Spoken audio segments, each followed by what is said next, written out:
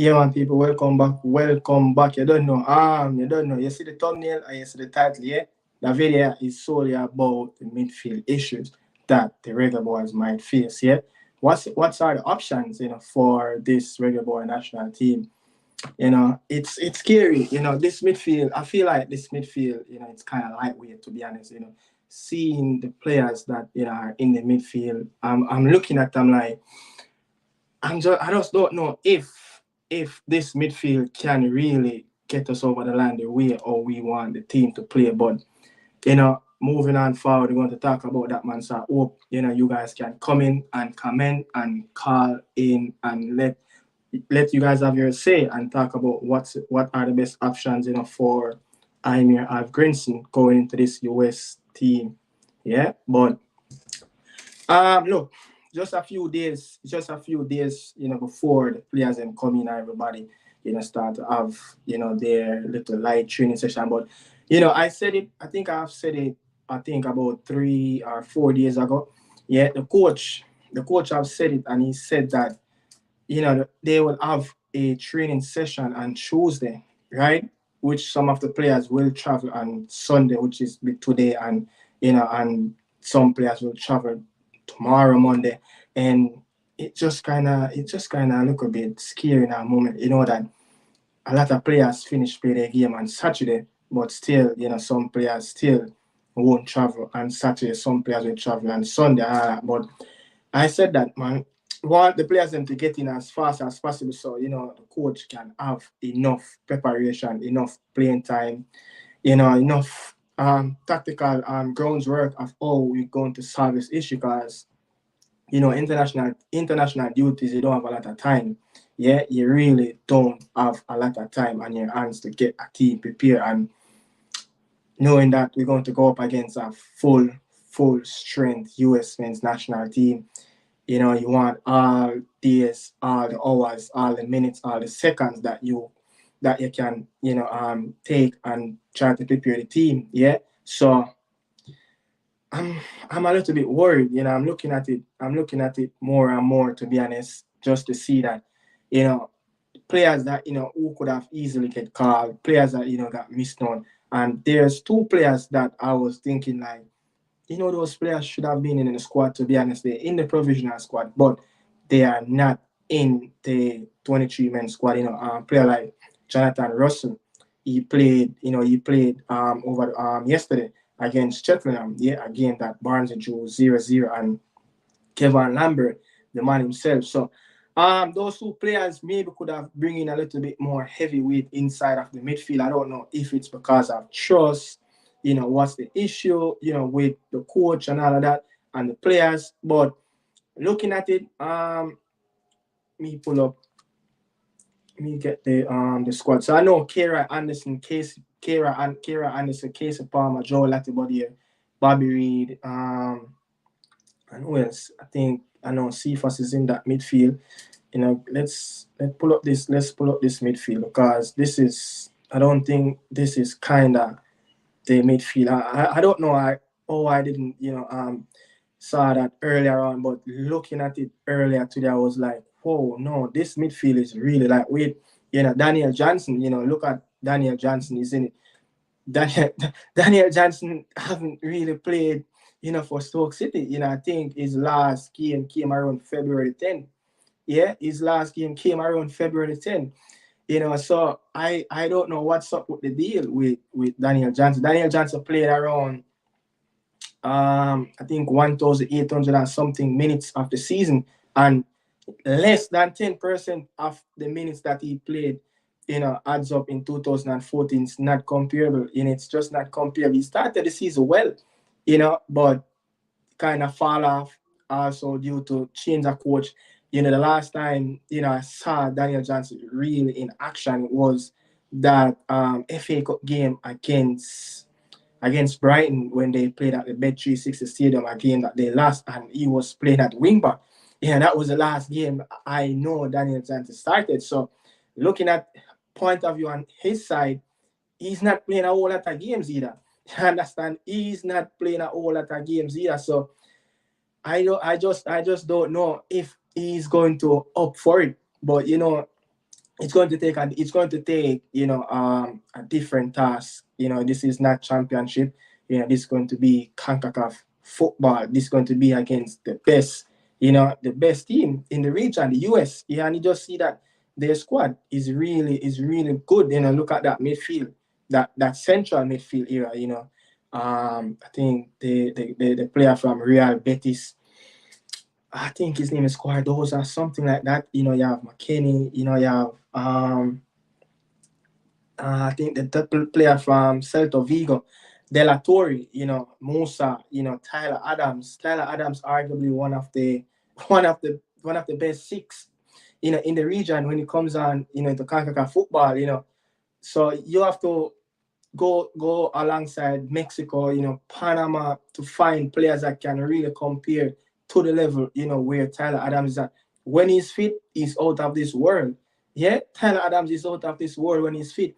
Panama have a player, I think his name, he played in the World Cup and he played really well. I think his name is Carrasquilla. He played for, I think, Houston in the MLS. And when you talk about Mexico national team, you have Romo, you have Luis Chavez, those players really top draw, alongside, Tyler Adams. You could easily put Musa in it, Cardoza. Those players are really top number six, in the region. But when you look over on our side, we don't really have much. We don't really have much. And I was like, you know, Jonathan Russell and Kevin Lambert should have been, one of them should have been in the team. Kieran Anderson, we don't see enough of him, in the black, green, and gold, since he made his debut. But we saw a little bit of Casey Palmer. I don't remember. I think it was a Nations League game that Casey Palmer came in and he had a half full game, in the national stadium. I don't remember if it was Honduras. I don't remember, but he had a half full game at the office, yeah. And the fans watching the game at the time wasn't having it. Yeah, the fans wasn't having it, man. So, I don't know what's the best option, moving forward, because this midfield, as what Jamaica will say, looking really shabby, it looking really half full. Cause look, DJ and Joe Latibody is arguably, the coach favorite to play in our midfield. The last time we played America, it was Joe Latibody and it was Kevin Lambert, which was in the midfield. Yeah, and DJ started. DJ, I think DJ started that game. I think we played. I think a few years back in 2021. That's the only game he started. Against the US. But Kevin Lambert, is an experienced player.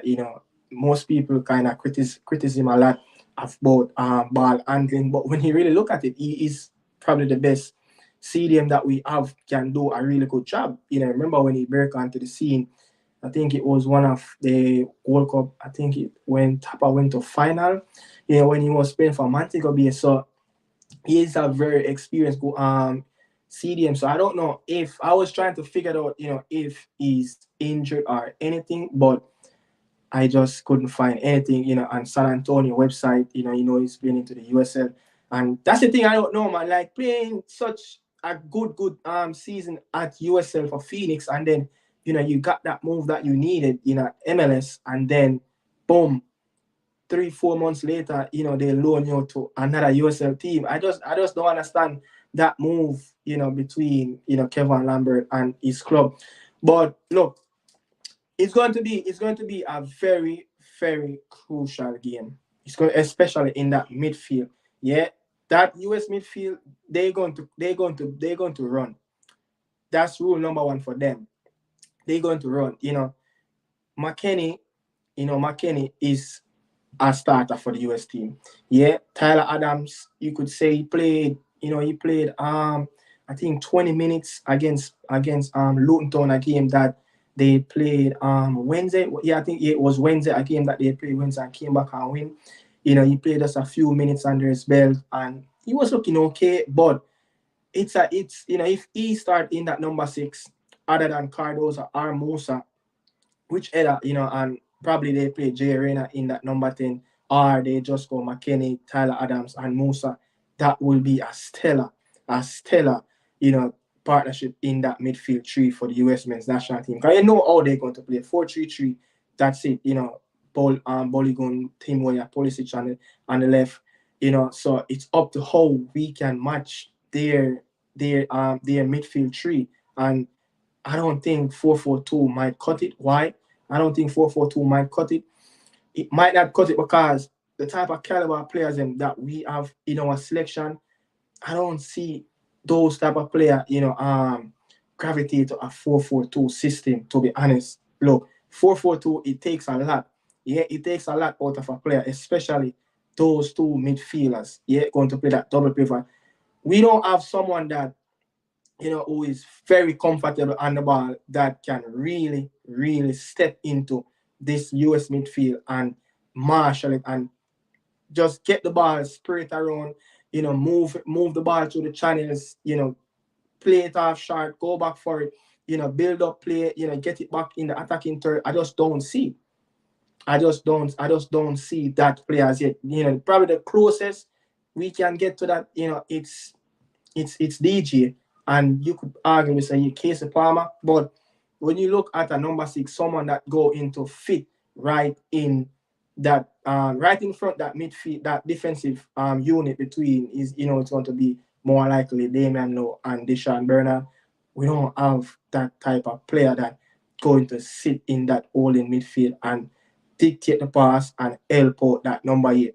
I think we have 2 number 8 that might can do it. If we are at number 6, we could play that 4-4-2, but it's a very disciplined formation. As you know, look back at it, that 4-4-2. Even look at when, Jose Mourinho just came into England, he started that 4-3-3 system and he just took Sir Alex Ferguson's team away just by surprise. So it's something that, if you don't use to it, if you don't play it on a regular basis, if you don't have the right personals, if you don't have, the right coach, which I think we have a really good coach that played that 4-4-2 system. He played it against Argentina in their first game, in 2018 World Cup in Russia, and they got a result. After Aguero scored against Iceland, they found it. But the difference with that team, but it actually wasn't really a 4-4-2 flat 4-4-2 with 2 strikers. It was like a 4-4-1-1, formation. I think Gelfi Sigis was playing right in behind that striker, but it more likely set up as a 4-4-2. But when you really look at it, the difference, with that Iceland team and this Reggae Boy team, they had a Gelfi Sigurdsson. Yeah, they have a Gelfi Sigurdsson, someone that they can depend on, someone that they can rely on, in the midfield, just by creating opportunities, just by creating spaces, in around the danger areas. Like when you have a player like Gelfi Sigurdsson, it's just the opposition team, yeah, they're going to be scared. They're going to have to be wondering, like, what's next? Yeah, what's next? What's coming, from this creative player? And look at our player right now in this selection for the midfield. Probably Casey Palmer is the only player, Bobby Day cover Reed.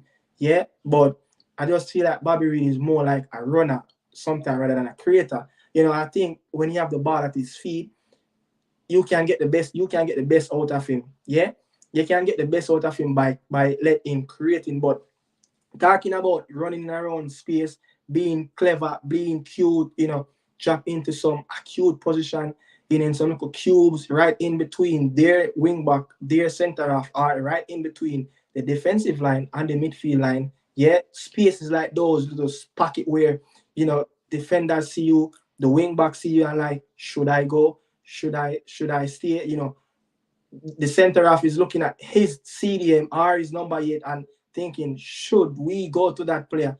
So I don't think we have much clever player, in that backline. And to be honest, my best option, for this midfield selection, and how probably it's the best way to suitable for this US midfield is just, many people not going to agree with me, but you just have to play Joel in that midfield. You just have to play Joel in that midfield. But how, you can play Joel, and I was analyzing this, this morning with myself, and I was like, when you look at it, Joel can play in that lone midfielder as that number 6, that lone player in that number 6 position. You know, when we going to play up the ball and building up play, he can drop right in between both center half. Yeah, when you're looking at Deshaun Bernard right alongside him, you know, Damian Lowe right alongside him, and then you might have a DJ, or you might have a Casey Palmer, or you might have a Bobby Reed, anybody that can really play in that 2 number 8, play the 2 number 8 players that really comfortable on the ball, you know, players that really comfortable collecting the ball, and you know, with pressure coming behind of them, you know, you trust those players' technical ability to carry out the ball. Yeah, so I just think that, you know, it might work in that way. But when you're talking about playing as a double pivot, you know, with Joel Latibody, I just don't think, you know, I just don't think it might work, because a lot of times he shy away from the ball, to be honest. And watching that game, you know, live, you know, in Kingston and in Toronto the last time, yeah, he shy away from the ball too much. Yeah, too much. And there's another option you coach, you know, can take. Michael Hector is not a bad selection, but the issue with Michael Hector, this US team is a clever midfield. Yeah, they're fast, they're quick, they're very aggressive. Michael Hector is not the quickest to cover the grounds around, especially if our 2 number 8 get beaten in that type of playing style that I'm talking about. So might play, you know, Joe Latibody playing like a boaty. You know, you drop in the back line to make it a 3-man back line. You know, going forward, you can drop in back from the defense side to the midfield, you know, and make that 3-man midfield, and you can push up with the team. But building out, I just don't think Joe Latibody is a player. He should be delivering the ball with his back turned to his own goal, to Andre Blake, yeah, and alongside Dishon and Damien. I just feel like that's the best way of playing, you know, Joe Latibody is. You know, like when you look at it, he don't really play much games, you know, for Coventry in that midfield position. You know, quite a few games he have played there. Yeah, he have played a few games here. I think I have some of it right here. You know, he played against Leeds, you know, Sunderland, Sheffield, and both Sheffield and Bristol and Philmont Algreen. You know, he have played midfield in those games. Some of those games, you know, he played 20 minutes. He started in it. He played 11 minutes. You know, but look at his stats. It's not impressive whenever he played in that midfield for Coventry. But the difference with Coventry and this Reggae Boy team, they have players that like to be on the ball. They have players that like to have, you know, collecting the ball from their own defensive line with that back three. Yeah, alongside, you know, Casey Palmer, they have clever wing backs. They have clever strikers, you know, players like, you know, Sims, and he think his name is what's his name? That US men's national, I think his name is Aji Wright. Yeah, they have players that really can drop deep.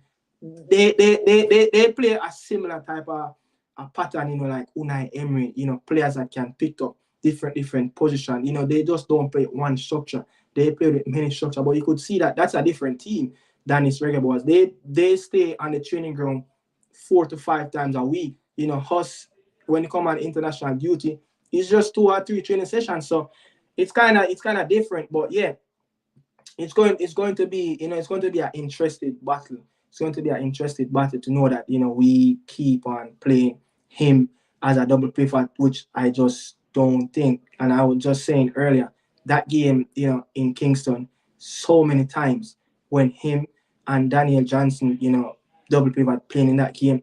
Daniel Johnson is a really good player on the ball, but my downfall with Daniel Johnson, yeah, quite a few times when I was watching, I was analyzing that midfield, and he's a one-dimension player. You know, he will collect the ball on his left foot, but then when he collect the ball on his left foot, it's like it's hard for him to turn away from that left side if the pass is not there. You know, because that's his strongest point. So if he have options on his right, he have to go all the way around at 360 to try to get the ball on the right side to the player. And by time he get the ball on the right side to the player, the other spaces and everything are already clogged up. So this US team midfield is totally different from no, you know what the Canadian midfield. This Canadian midfield is not so prolific. It's not so strong as this US team midfield, and a clever coach like Craig Berhalter, he's going to do a masterpiece in that midfield. As look at when we play them, look at when we play them at Soldier Field. Yeah, when we play them at Soldier Field, I think that player, what's his name, that player for NYFC, I think James Sands, he was running the show. He was actually running the show in that midfield. And, our players, Joe Latibody and Kevin Lambert have a really good game. DJ came on in around the 98th minute of that game. But it's one of the first game I saw, the Jamaican midfield kind of stand up. But that was like a C team. That was like a C team for the US team. This team is the big boys. The big boys are finally back. And it's just to see how we going to sort out this midfield. And when you're talking about just the midfield in the central part, what about the wingers? Who are the players that going to be the outlet on the wing for the Reggae boys? Yeah, we already know, Mikel Antonio, if ours goes well and he's in the camp, he's the one that's going to start. And by the way, great goal from him, great diving in that today. But who is going to be the outlet? And I'm hoping that this coach don't just use a two-man midfield. Because a two-man midfield will cause riot. It's hard that in the World Cup semi-final against US, against the Mexican team, Luis Chavez, Romo, those players run it for the Mexican team and us. They have players like Eric Sanchez. We just couldn't get the ball in the midfield. And what they would do, they will spread their wings. They will spread their wings as wide as possible and leave those players in the midfield. And what they did, they let one of their front three drop back in the midfield, and we just get run over. Most of the games, most times after the game, it was like a 4v2 situation. It was like a 4v2 situation. We just couldn't escape it. So we going to have to pack that midfield. We're going to have to pack that midfield. Trust me, because I'm telling you, Pulisic is not just going to stay on that left-hand side. And whenever Pulisic is drifting off that left-hand side, who is going to pick him up?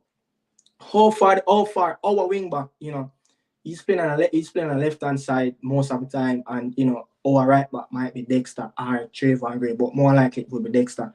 How far Dexter can follow him into the midfield, how quickly our number 6 can pick him up and try to cut that he's either is going to shoot, he's either is going to create something, how quickly we can pick up that transition play when he cutting from that left-hand side, coming inside, creating that octagon, because that's what they created. They don't really create triangles. They created like octagons, so they have many passes, many options.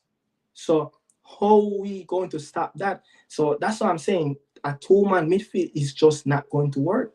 And my probably best options, it's that 4-3-3, to be honest. That 4-3-3 is the way to go. Is that way to go. And I'm just hoping the coach really trusts Ronaldo Cephas going into this game. Trust me. I just hope the coach really can trust Ronaldo Cephas, because people, when you look at it, yeah, the US men's national team do not have a right back that can match Ronaldo Cephas if he's playing on the left wing. They don't have a right back can match him. Joe Scaly is not quick enough. And I said it, in previous video that I did about, how we attack this US team. Yeah, Joe Scaly is not quick enough. He's not really a right back by trade. My time, watching NYFC team day in and day out in the MLS, Joe Scaly have came through the NYFC ranks, the U team to the senior team as a midfielder. Yeah, he came in as a midfielder. So he's not really a right back as straight. They just started to develop him into a right back, because at the time, there was a lot of injuries in the right back, and here we go.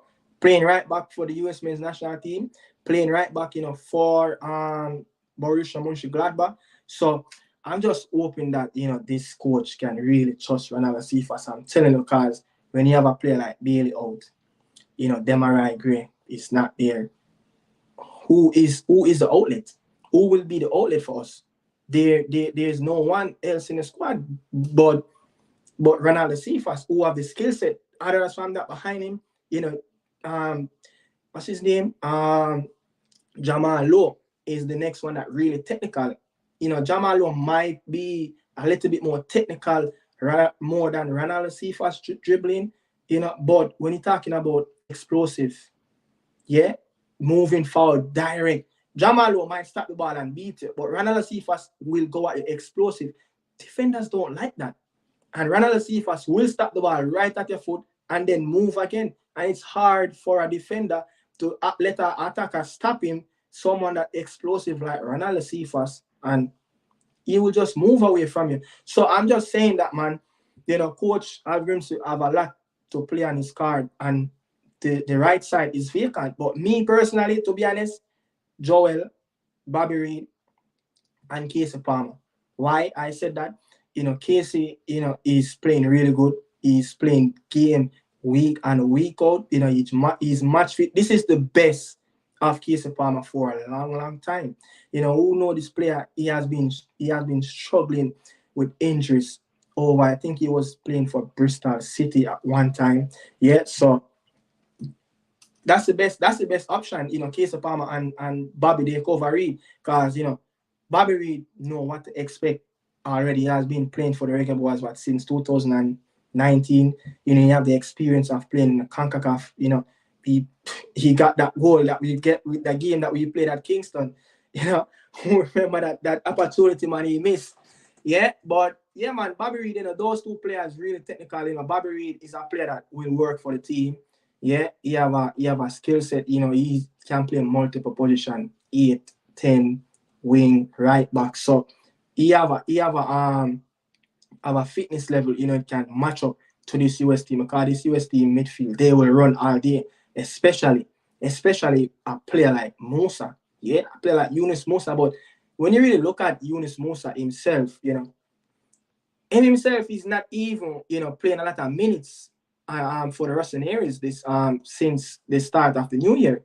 You know, Stefan Pioli is not having a lot of trust in him, as you know, whenever he put him out there to play, it's like you're having this feeling you're not getting the Yunus Musa that you used to see at Valencia under Gattuso. Yeah, you're not seeing that. But telling you, when they put on that jersey with the crest on it with the 52 stars, I don't know what that do, man, but that have a thing. It's like, you know, that US logo, it have a, not just the logo, but the flag itself, it have a thing in it where it's just generate so much power.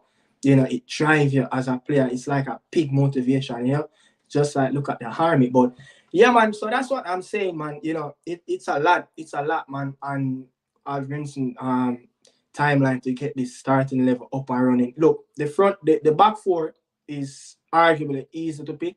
Yeah, Greg Lay, as you know, there's no left back. Greg Lay is the only fit left back we have right now that could have played. Tavon Gray himself can play back there. Seen him play at left back already in the MLS, but it's just for a couple of minutes. Yeah, so yeah, man, you know, respect for that, you know, Wizard, you know, but you know, the back four.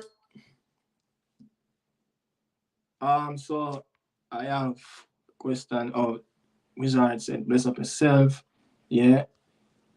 So properties for sale in Jamaica. So we have taken quite a dip in terms of technical players, but we still have a lot of pace. Think we still have fighting chance, and Low may very well need feature in the middle of the at points. So what you mean, is it that, you know, you're saying that Low have to feature in the midfield, or he's just going to have to feature in the game, period? Like, he's just going to have to be everywhere in that back line, you know? But look, technical thing, I tell you a thing, you know. Growing up in Jamaica, to be honest, and training, you know, train at Arnett, train at Boyz, the youth system, Marvel, the Barbican. Yeah.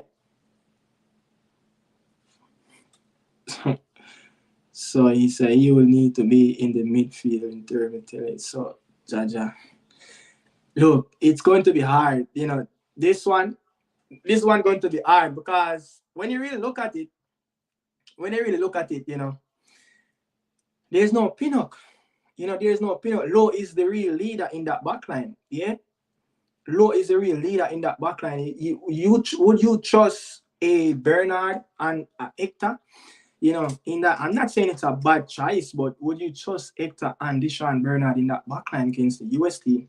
Might as well it can work. You just never know.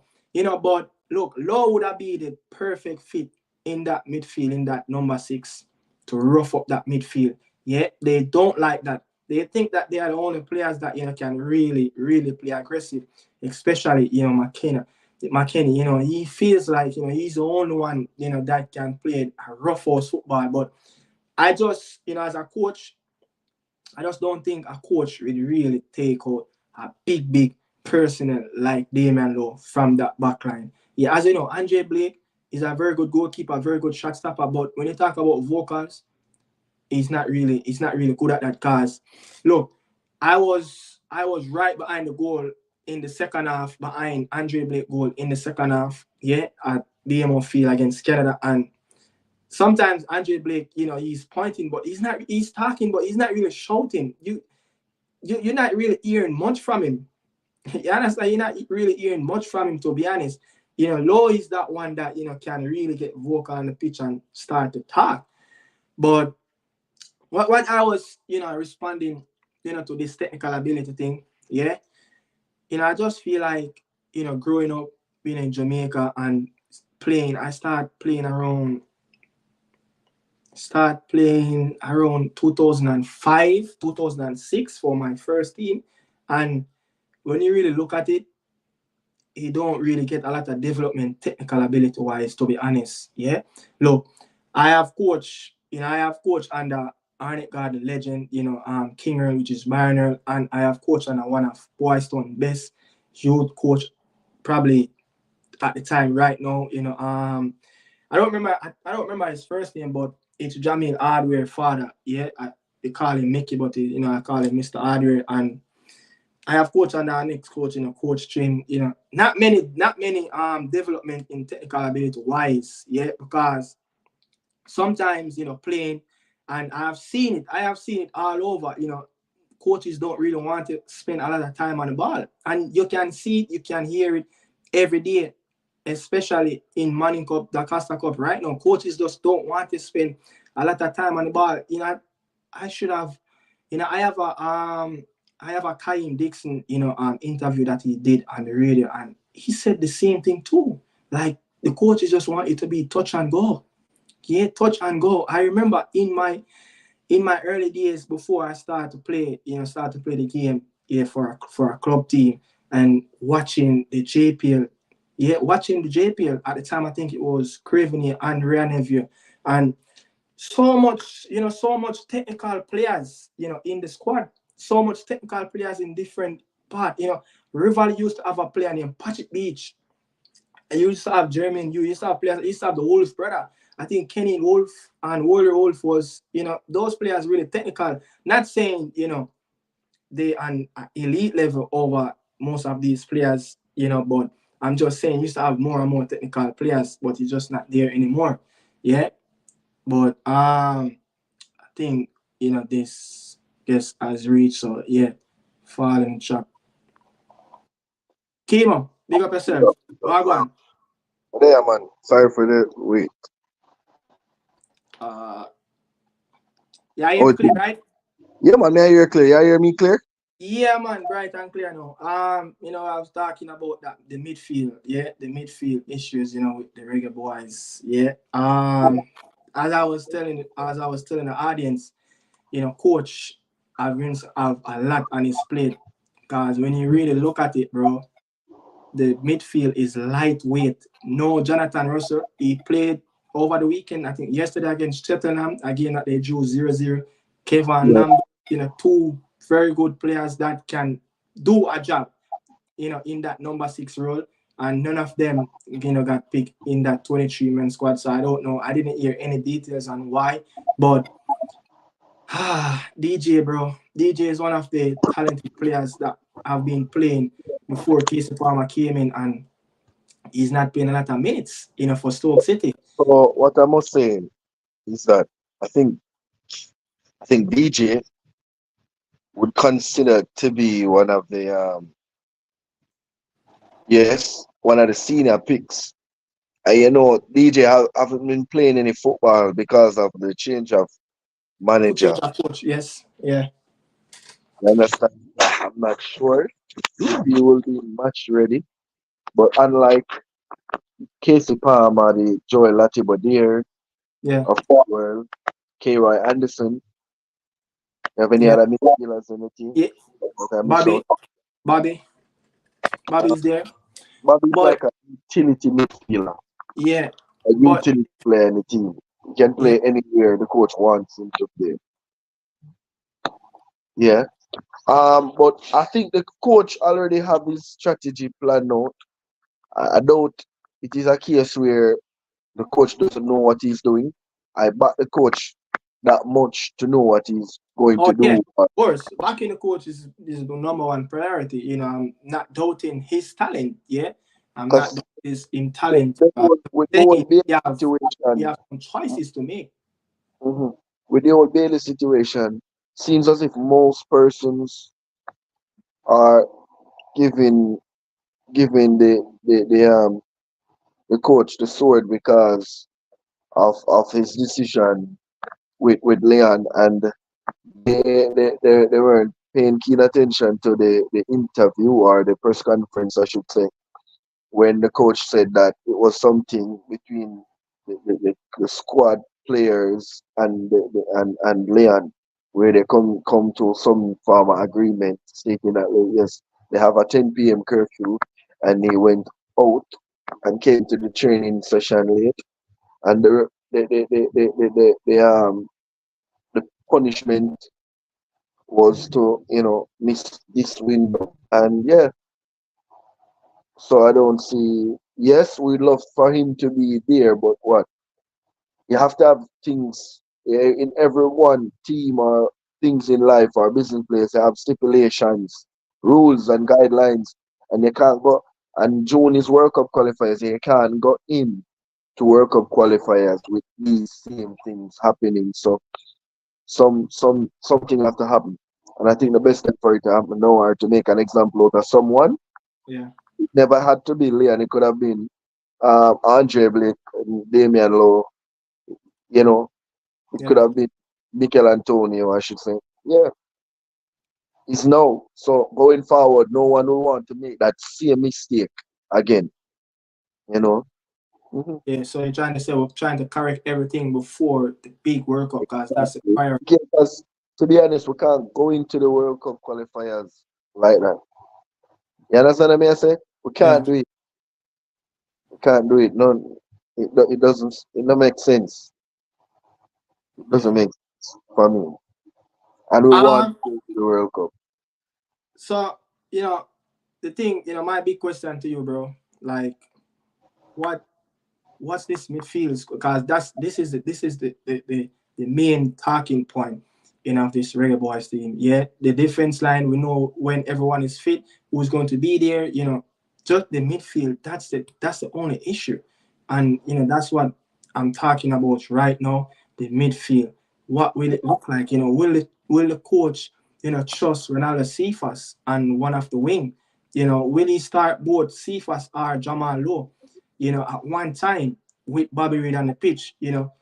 I just don't know how he will set it up, as I'm not his brain box, but I'm just trying to figure out something. To be honest, based on what this coach have already done since he's here, we have to trust the coach.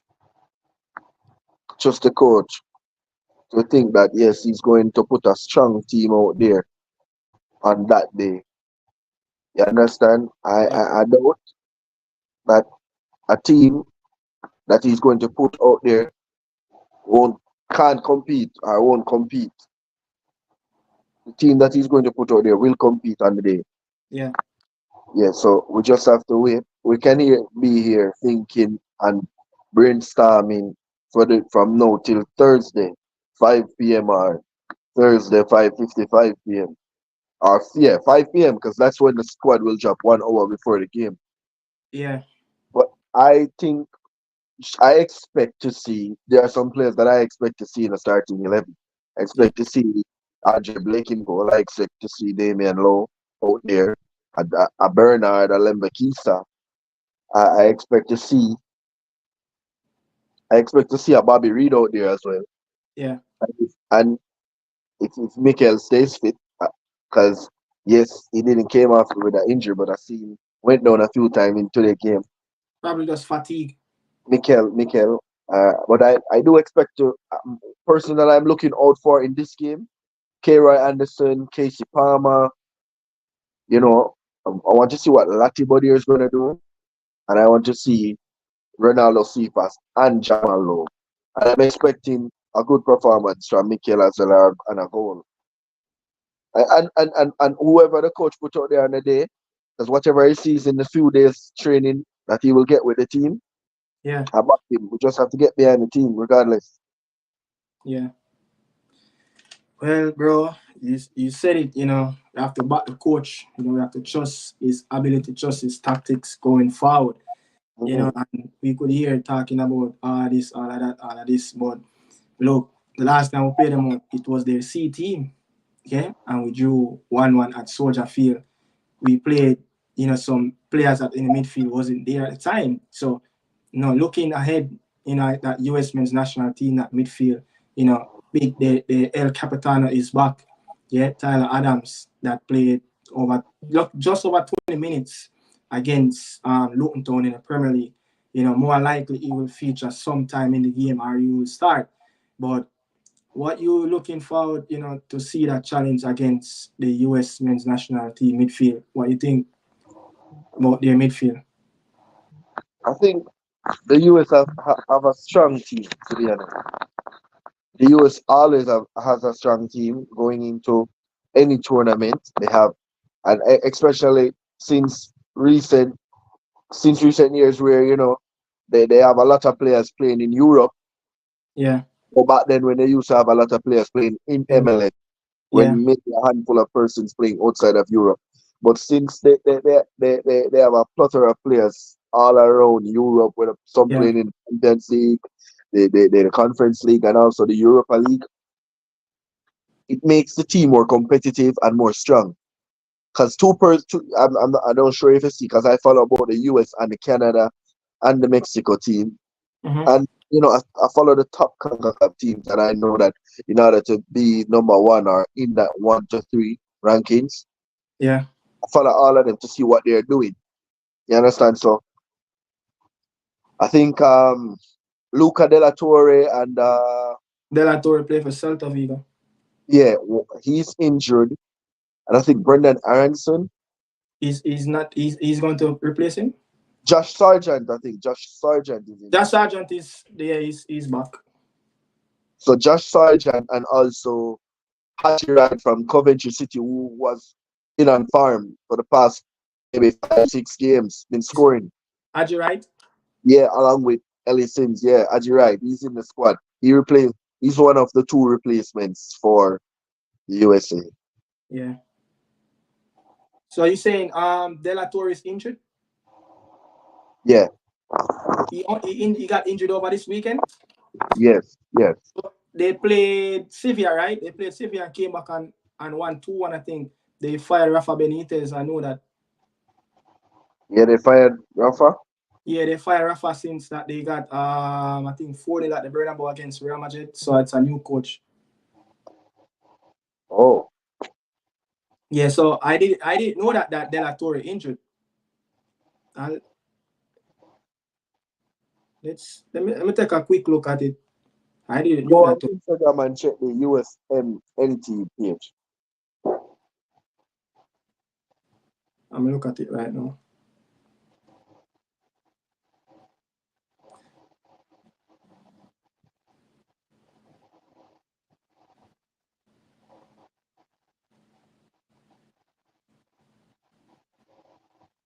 I'm not seeing it right here on the US men's national team, um, but look, it's a if it if he out, it will be a big miss for them.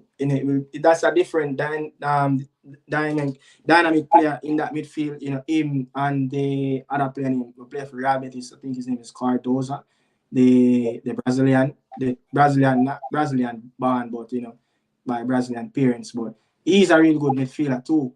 Yeah, he's a really good midfielder, and I just feel like he might be respect.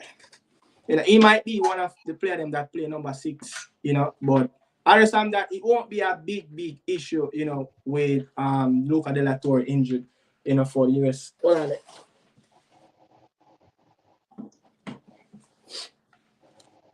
Yeah. But I don't think it might be a big, damage to the US team, to be honest. Good player, yeah, really good player, creative player, but I think they have too much power in that midfield. Yeah, they have too many power in that midfield. Kerry and let's say Kerry will have to be the tackler in the mid, and he's very energetic. Yeah, so based on how I was talking about who might be in that midfield, I just we don't see enough of Kira Anderson. Let's be real. We see much of him in the Reggae Boy shirt. Yeah, I think this year we going to see what is Kira Anderson, in Capable, the team. Huh? capable of for the national team. Yeah, we want to see what he's capable of, and this is a big year for him. And as Charlton is another team. He's I think he's in the team now because of manager change again. Charlton. I think they changed around 3 managers this season.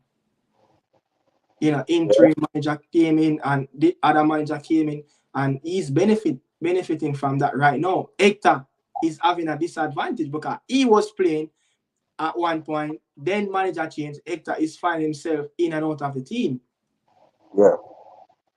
But Kara, honestly, you see much of him in a Charlton?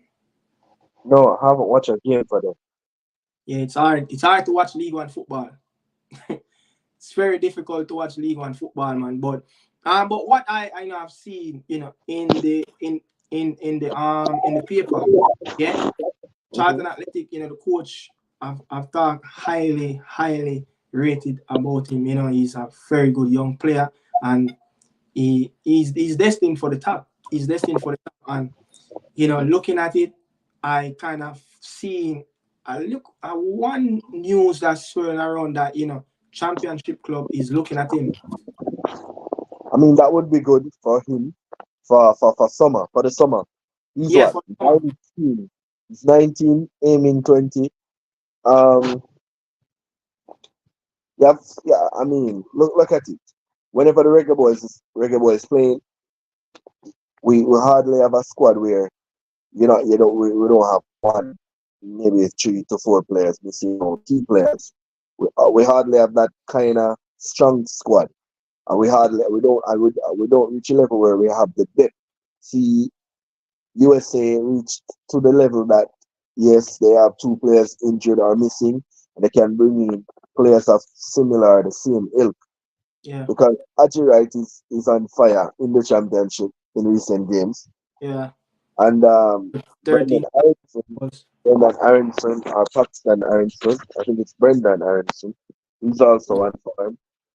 So I think that we want to get to the level where for each position in the team, we need to have like three three quality players for each position Yeah, in order for us to think that we can compete with these Mexican teams. Yeah, and one reason why I say Mexican teams, that's the elite. Mexican That's the top. team, the Mexican teams, the Mexican can use a team where they have Irving Lozano and the guy from Wolves playing and some other guys from Europe, and they can also use a local-based Mexican team and still compete because the league that they play in the Mexico, the Liga MX is that good. It's really Yeah, competitive, very and it competitive. Yeah. and I heard it pays good. So you see players from the MLS leaving to go to the to the, Um, to that's the That's Vasquez that scored on us in the Gold Cup. He left. Zendaya. He left Cincinnati and joined Monterrey. You have guys like Zendaya and Kate Yeah. Cowell. But the Mexican League, Liga MX have been known to one of the best in the region. They dominate. You could see they dominate the CONCACAF Champions League. You know, they dominated. So you obviously know. But look, one time you used to have a lot of Mexican players, you know, all over in Europe. You know, but then you could probably say the Mexican League might take a little dip. But now it's the best. You know, it's one of the best. It's take another notch. You know, another far One moving. of the best in CONCACAF. Eh? It's one of the best in CONCACAF. Yeah, of course. Yeah, of course. You know, my question though, I've always asked people this. You think Jamaican players can survive in Mexican League? Have we ever player playing in the Mexican League? That's the question. I can't remember. I know the Reggae girls over there. Yeah, that Blackwood, right? Blackwood, Trudy, Plummer. And they have good surface in Mexico. Oh Good yeah. stadium. Oh Nice. yeah, their development is really good. Is really good. Bro, I saw something already, you know, on YouTube. The Mexican Federation, they spend over 10 million every year on their development league. You know, like you have the Mexican League, you have the reserve Mexican League. They have spent over 10 million US dollar on their development league every season. Like 10 million or over every season. So you could see the structure. Yeah. Yeah, you could see the structure that, you know, the Mexican club have. It's way above anything else. You know, their development league, they can easily beat USL teams in America. Even when you look at Tigres, their reserve league, their reserve team, it's really good. You know, it's really good. Like if you really want to look into what the Mexican them have like for U20, look at them team when they played in the CONCACAF Champions League. They normally start the CONCACAF Champions League by playing their reserve teams. They will start a few starters, but it will all mostly be down to, you know, fringe players. Or someone says Rafael, but I was talking about like Jamaican born. You know, Rafael played for Atlas in the Mexican League. But I was, you know, Lee Young, I was really talking about, you know, Jamaican born players. Yeah. And I remember, you know, Rafael. I remember Rafael play, you know, in the Mexican League for Atlas, I think. Yeah, Atlas team at we red and black, I think. Yeah, but Jamaican, but I just don't know. It will be look. It can be a good party for our players, you know, especially midfielders. But do Mexican clubs want Jamaican players to play in the midfield? Do we capable of enough technical ability for playing in the midfield? I don't think so. Like who will be the most talented player right now in Jamaica? Like talent, like technically gifted. Look, probably you could say Damara Phillips, Ajuba Johnson. He's not even playing. You know, you see. So I mean, we have, but if you look at our local players, they're not good enough to get into not even the second tier in Mexico. To be honest, that's the level. The Mexican leagues are. The level is ridiculous. It's so much talent in those leagues. And then play smart. And then play smart. You know, look. So, you know, I watch the Mexican league day in and day out, you know, to be honest. You know, day in and day out. And when you, like, as a winger, look, as a winger, even when you look at it now, when Diego Lainez is playing for Tigres, as a winger, when you get the ball, there's no support. It's always 1v1. There's always 1v1. You need to take on the players. And I don't think we have that skill set. That's Lainez? Yeah, Diego Lainez, the young player that used to play in the La Liga I for know Betis. him. I know him. Yeah. We're saying in not good enough to take on. Oh, he's not No, no, good no, enough no, no. to take I'm on in the saying league. that In the when you look league, at when you look at Tigers when he's playing, right? yeah. He's one of that player that can take on player 1v1 Okay. and other wingers. And if you look at the national team, when you look at Antuna, when you look at Pineda, those players came through the ranks in the Liga MX. And those players' technical ability is very, very gifted. Eric, like bro, most of the players right now in this on this Mexican team, they play locally. To be honest, they play locally, and I think when you look at it, Mexican are finding back their tune. They're finding back themselves. At one time, the Mexican they probably lost their self. They lost their identity. True. Young, I don't know. I don't remember. I'm not saying you're wrong, but on Andy Low, I I don't know. I don't remember Andy Low, but I'm just saying I would love to know, the players them that played, born locally in Jamaica, if they ever played in Mexican league. Let's take a look if Onandelo taking a quick look.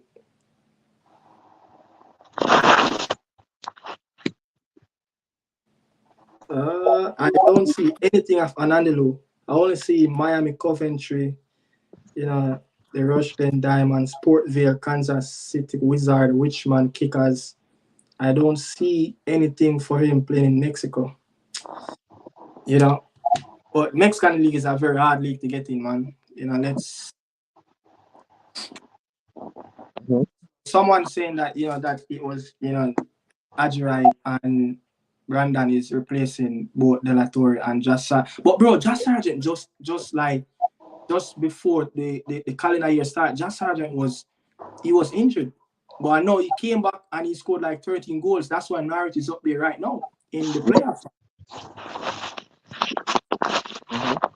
So yeah, that Jay Stoney said that the only the only way that Jamaica can beat the US is that US have a disaster night. Look, I think we might doubt in our national team. We have players in that can pick this US team. I mean, Players that people can they will pick this always team. doubt the national team. But I mean, I understand what you're saying. US have to probably be their downfall to lose on Thursday night. But I think we can play good. I think they can play good and still lose just by us taking that little moment, Listen, that if the one game start opportunity. off, you see if the game start off, I will score with the upper, so we get half a chance, and we take it first, and then we make an attack, and they kick us down in the box, penalty, two up in the 30th minute. How you Yeah, think the atmosphere and the reaction from the USA team will be like? Everything would be in our court now. remember it happened in the Gold Cup. Dale Exactly. Manlo scored. Then Leon Bailey got the penalty, and guess what happened? We didn't took that opportunity, so we cannot let the US off the hook again. No, we can't. We can't, just can't. But hold on, the Kimo, hold on, don't move, hold on.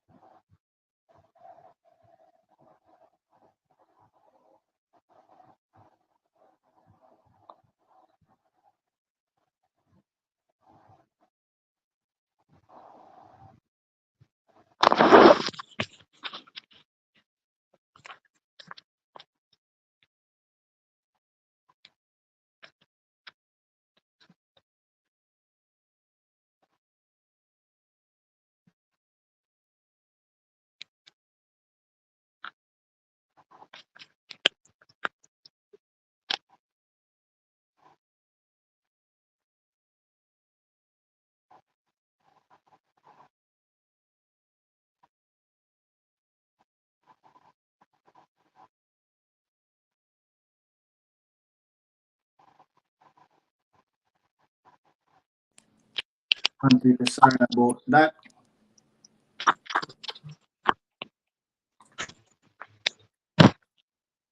Yeah.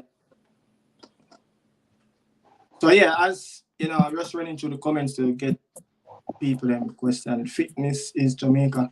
So Jackie Love TV say fitness, bro.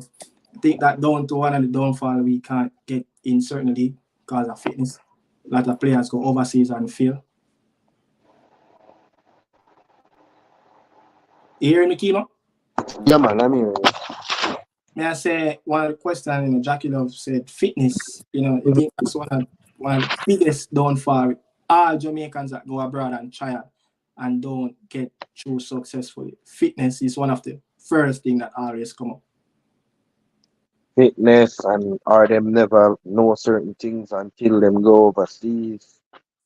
That's one of the things they Yeah. always hear. Fitness and them never know certain things until them go overseas. Blah blah blah. It happened. It happened to me too. Yeah? Yeah.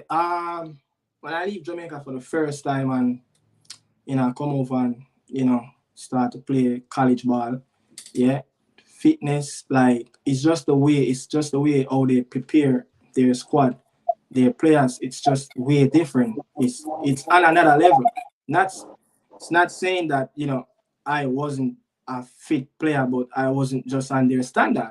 There's different standard of fitness, and I just feel like every time when a local player think that they fit and they're playing in the JPL, when they go Yeah. abroad, it's a whole different level.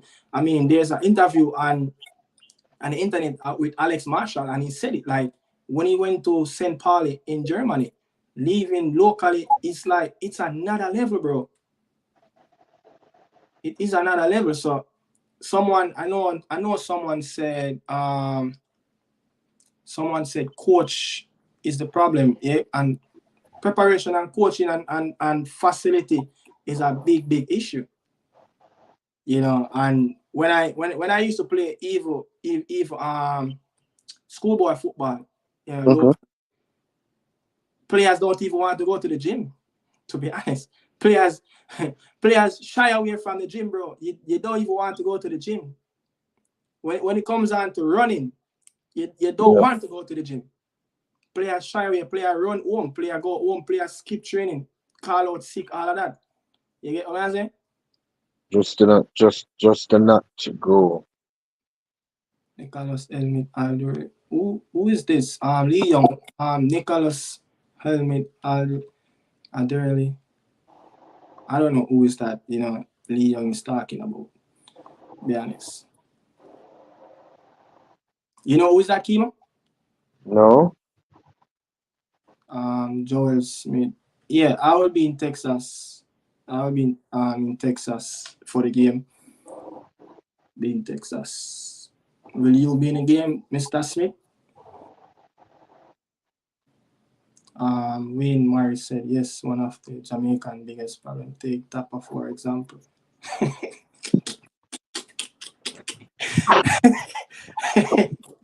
What's the take Tapa for example?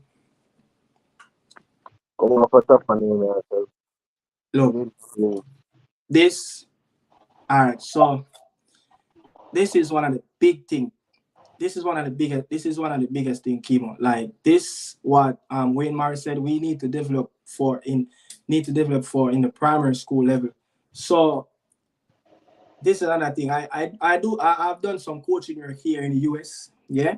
I have done some coaching work on what these academies do. You know what they do, Kimo? You see the best of the best young coaches, Yeah. they let them started to develop the younger players from 5, 6. So the best youth coaches start to coach from 6 years old, come up. Yeah. Yeah. And they have done similar to that in Europe.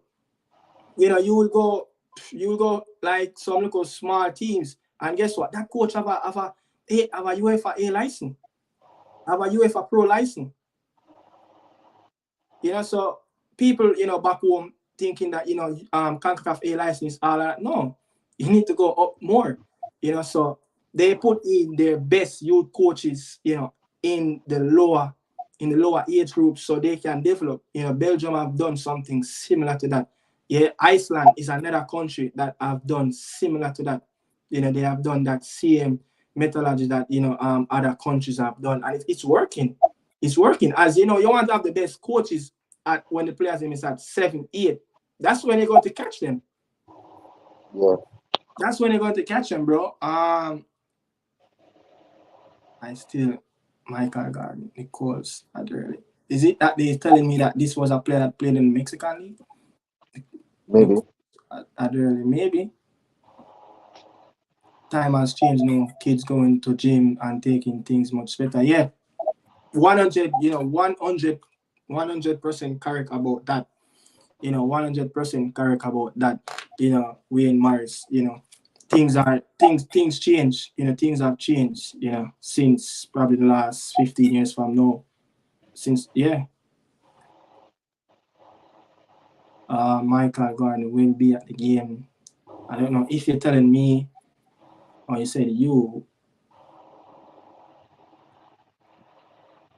So everyone, if you are going to be at the game, yeah, and everyone want to do a link up, you can just Instagram at Nikada Media House on Instagram. I live in the UK and I can see the levels. It's different. Yeah, it's way different. It's way different. It's just that, players that even playing in the Jamaican Premier League, like players like, Warner Brown, young players like Warner Brown, you could see just by spending a few years in Europe. Hey, Kimo, this player used to play for Stats named Stashwell, I think his name. Stashwell? Yeah. He used to play for Stats. I think the year when they went to the final with KC. I don't know if it was KC. Stashwell. Something like that. Sashwell. Something like that. He's a number 10. Yeah, man. One to him. I love that young player. I think he's in Austria. It's good. Yeah, he's a really, really top talent. Watch him in the Manning Cup. Yeah, that player have potential. Yeah, and the goals him score too as well. It's not scoring a regular goal. Don't. Huh? But may I say the goal him score, it's not a regular goal him score. He's a good proper baller, man. Philip Williams have developed a whole lot of players, coming from Stats, Yeah. Yeah, really good coach. And I just and then you see, we need a program, where we can get,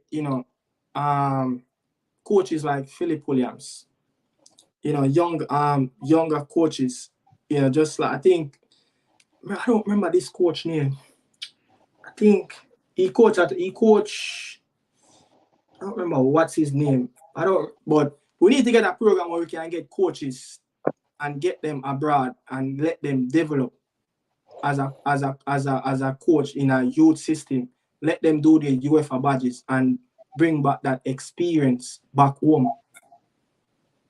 Look at Miguel Cole. He's a prime example. Yeah, Schaefer, I've seen the talent in that coach and took him away from the Jamaican system.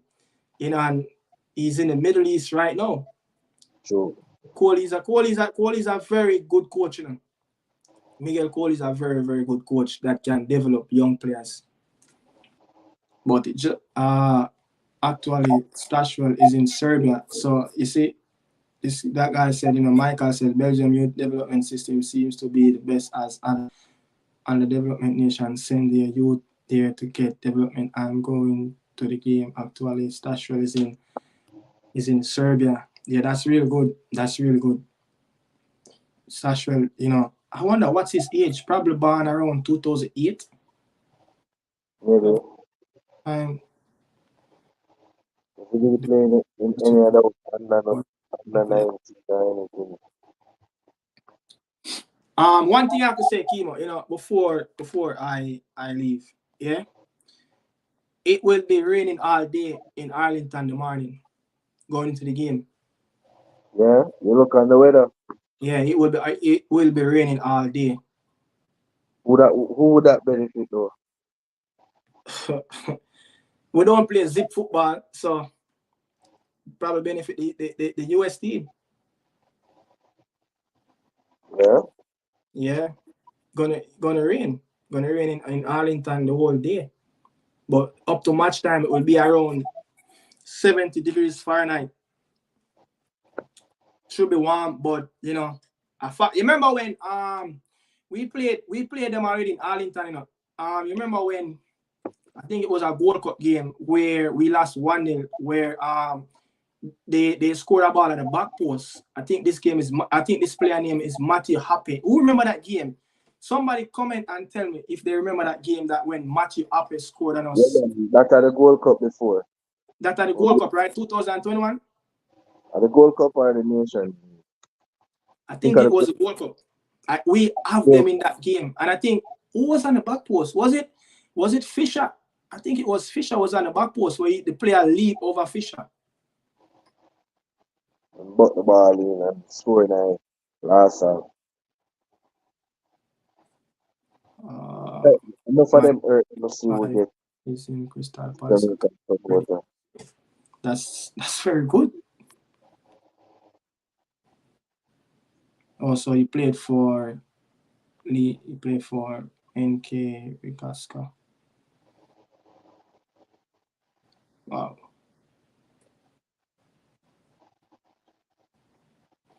Yeah, man. But people, I'm going to jump out right now.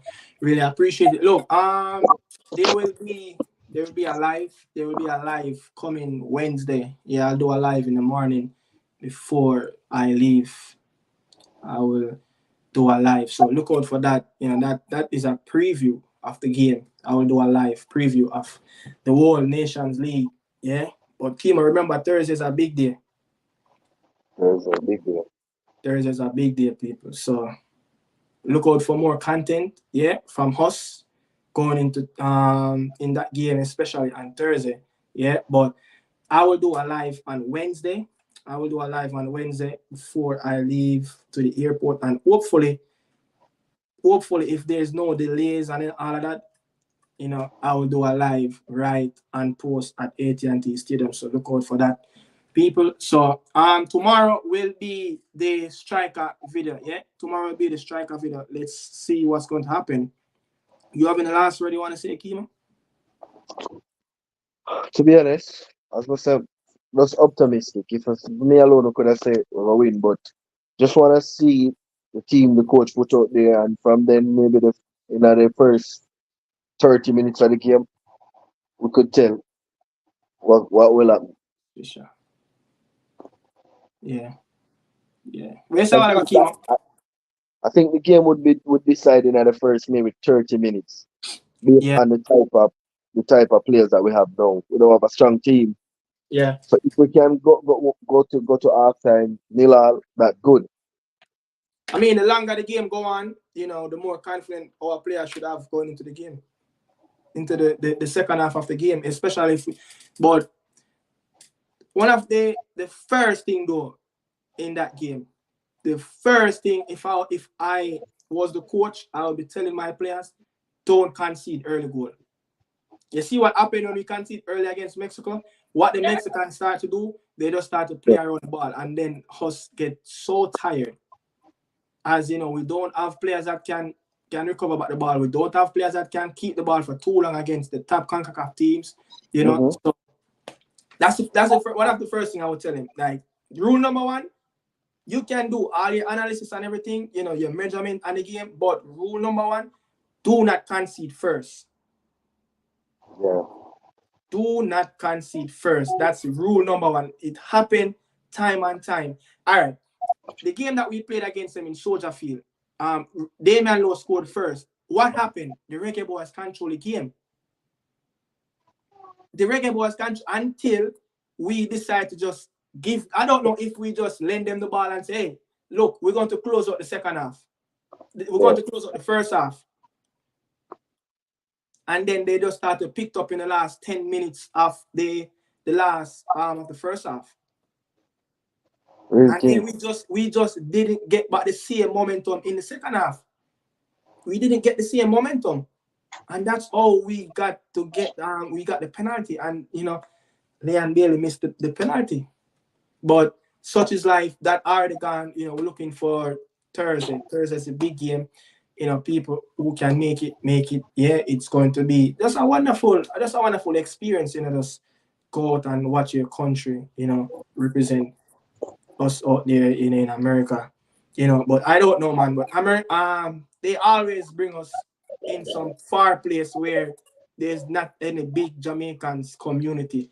No, Texas is not be known to having Jamaicans. Texas be known to having the Latino side of people. You know, yeah. So I think the last time the US played us anywhere near the Northeast, it was the '97 game where we drew 1-1 the World Cup qualifier. Yeah. People go back who don't watch that one, go back and watch that, man. You know that game. You hear you hear the people them a shout. You hear everything. Great content, brother. It's yeah, man. Bless up, bless up, Wayne Morris, man. Bless up. Go and have some rest. Yeah, but yeah, man. Respect, Mr. Gardner. I just saw it.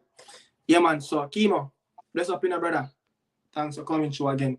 Yeah. So, man, All right. Yes, people. Yes, that's Kimo right there. You can go over there and support his channel. It's I think it's String Studio.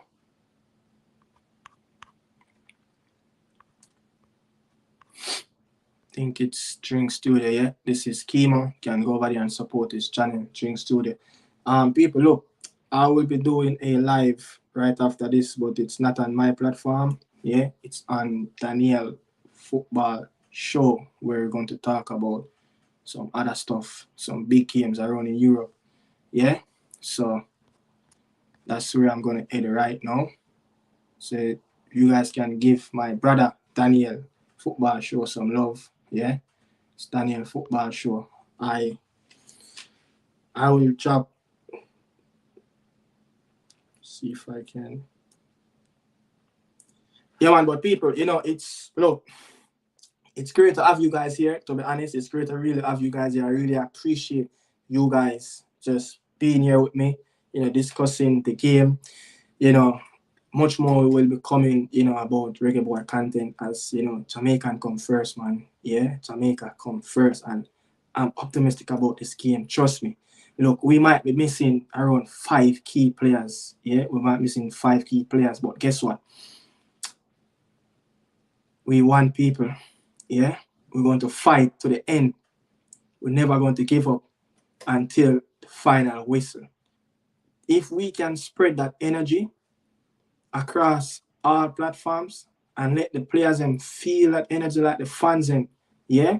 Look, those professional players, they know that they're going to get criticism, but it's all you critique the players with critique. You can critique the players, you know, just by not disrespecting. Yeah, just critique them on a high level, knowing that, let them know that, hey, you did something wrong.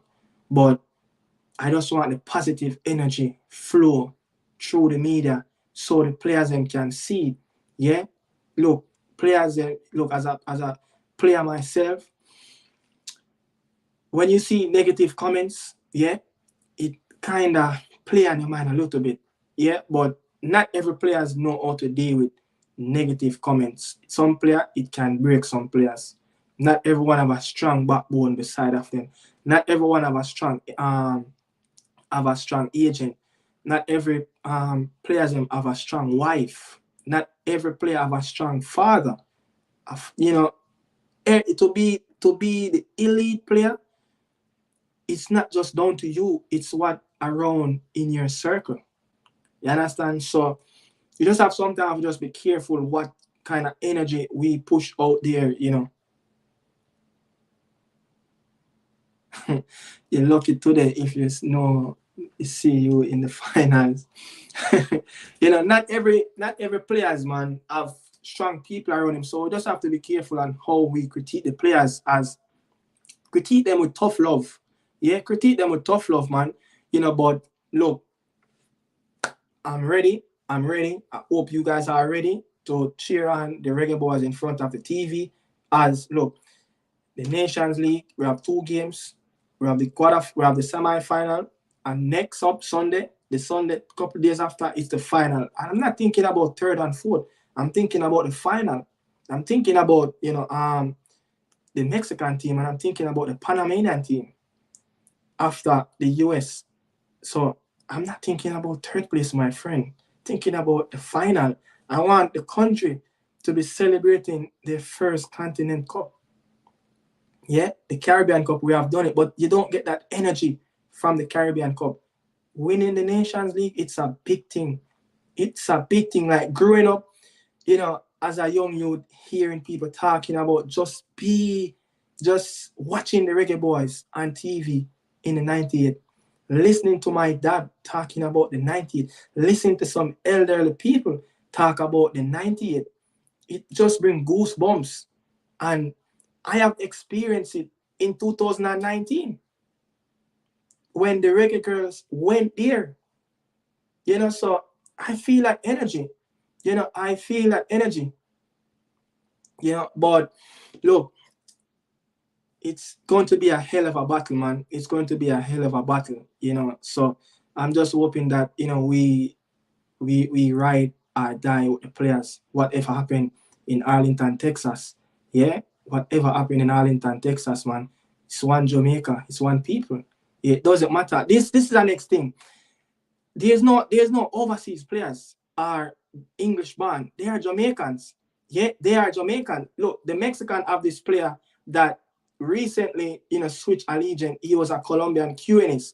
He played for in QNS, I think, is it that Tigres or Club America he played for? One of those clubs, but he's recently switched in the Gold Cup and he started to play for the Mexican national team.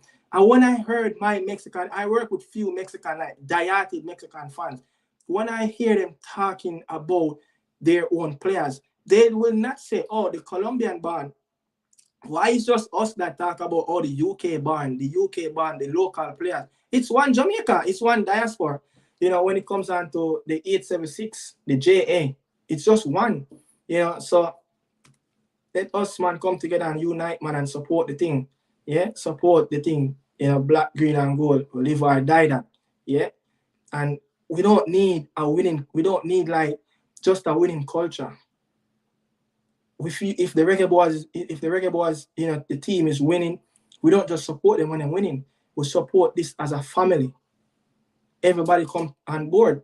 That's the difference with other national teams. When I go to Mexican games here in the US, when I go to to MLS games, when I go to even other international games, even USL, people come to the game as a family. People support their club and their country as a family.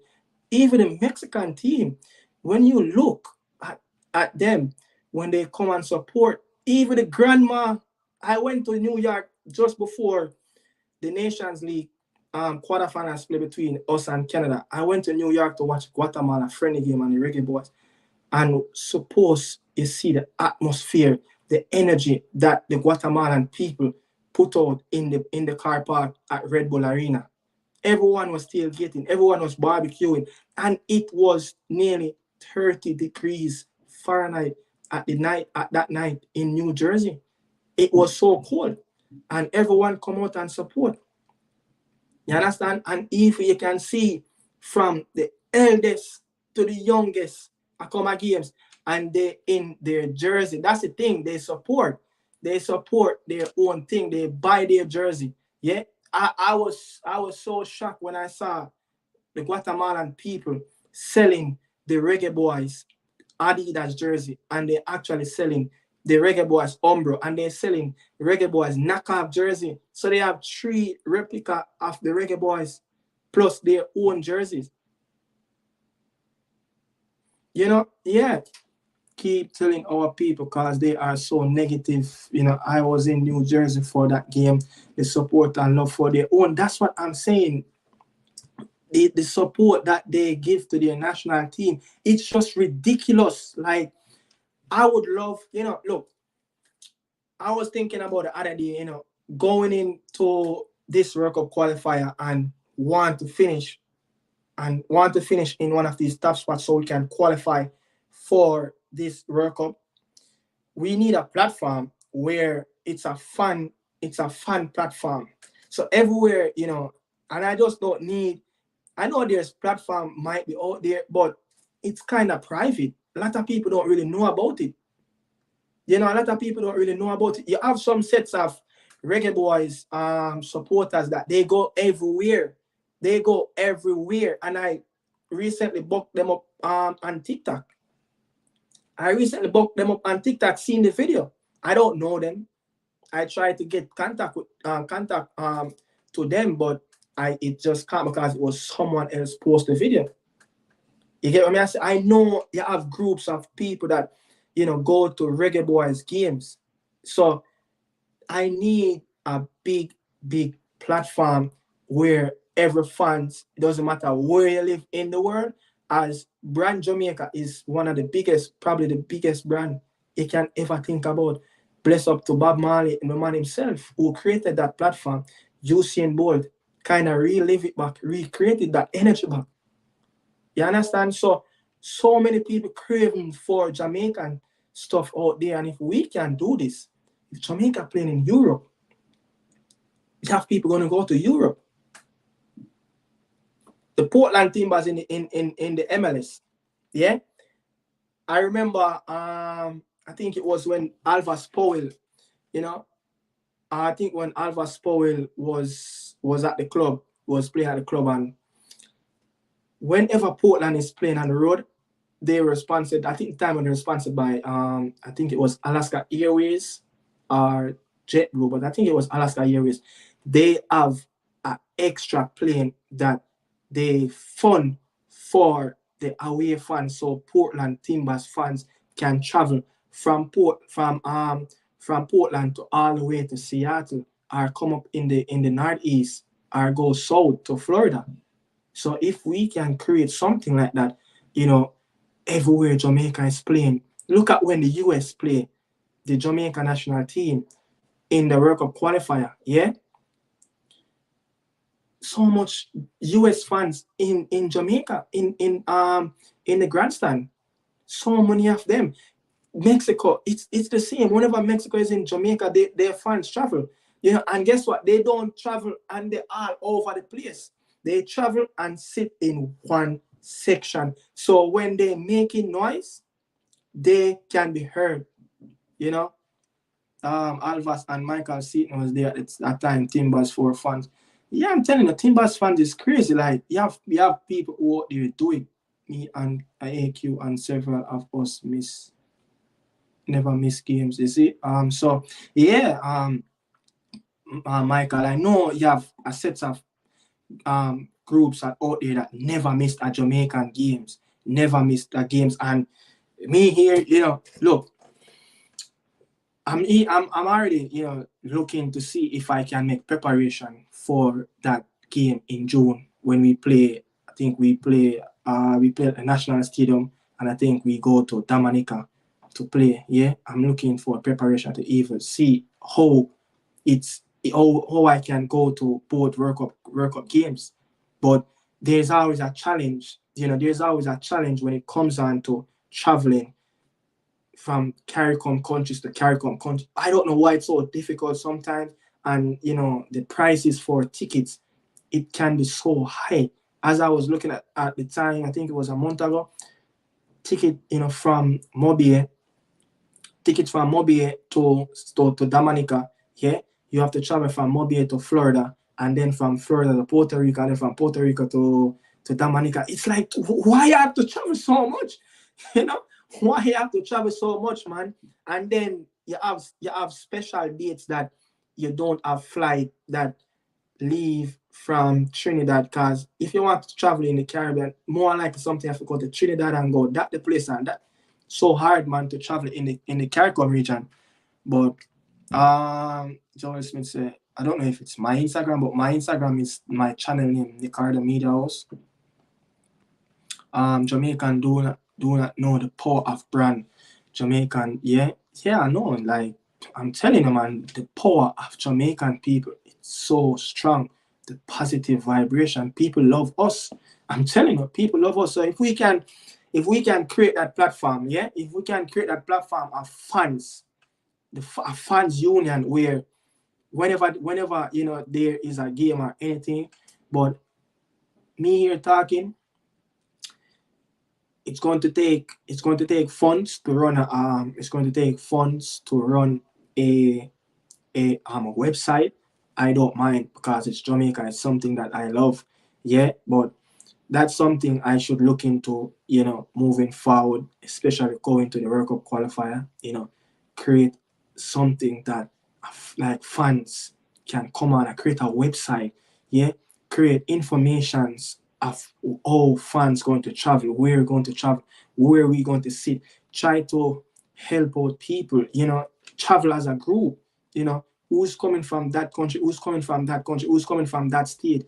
It doesn't matter. And when we get to that one location, we make one link up, yeah, and you can even, you know, catch a little vibes 2 3 hours before the game, you know, do something in the car park. That's what they do here. That's what the other national teams do here. Like even when I go to the game at New Jersey, the Argentina game versus Jamaica, I have never experienced anything like that before. That was my biggest experience of what is a whole big international setup is like watching a team like Argentina. That was a high opening to me. I was like, I was so shocked. I was so shocked. I was like, wow, these people live football. And once that one person can sing something, the whole stadium starts singing. It's like everybody know how to connect with the players on the ground. And whenever the fans react, you get something from the players. So it's just that atmosphere we have to create.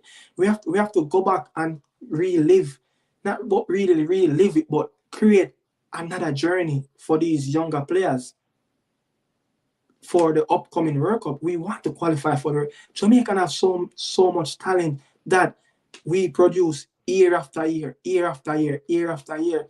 If you look on every level of youth levels, when you stop, probably can stop at 17 or stop at 16.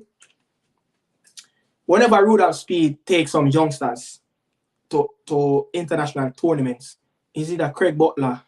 Is it a I saw Ballers International have done it?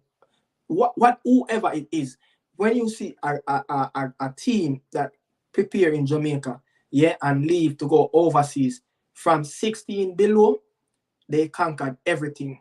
But why when we get to the level of 17, 18, the development stagnant right there? That's where development stagnant. So Lee Young said there is, you know, but there's two, you know, Reggae Boys supporters websites, you know. Pin it in drop it in the comments so I can get it.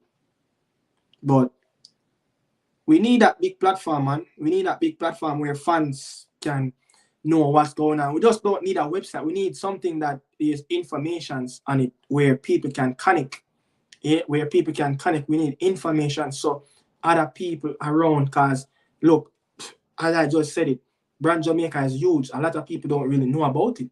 Yeah. We want to see when this is what you know, we want to bring the thing to another level. We want to see that website. Whenever people see that website who don't even associate with Jamaica, will be like, yo, I want to be on that train. You understand? I want to be on that train. I want to be a part of that. It just look excited. Yeah? That's what man I'm talking about. And one more thing. I keep saying one more thing, but different things keep coming to my mind. Can we even get some songs from the entertainments? Can we get some songs from the entertainment? So we're not talking about things like we're gonna sing like oh Manchester United fans them sing or no, we don't really want to sing like that. We want to sing some dancehall song. Yeah, we want to sing some dancehall song. Play them. We don't just want to sing some little song where like we don't want to follow them. We want to put our own little dancehall thing in it.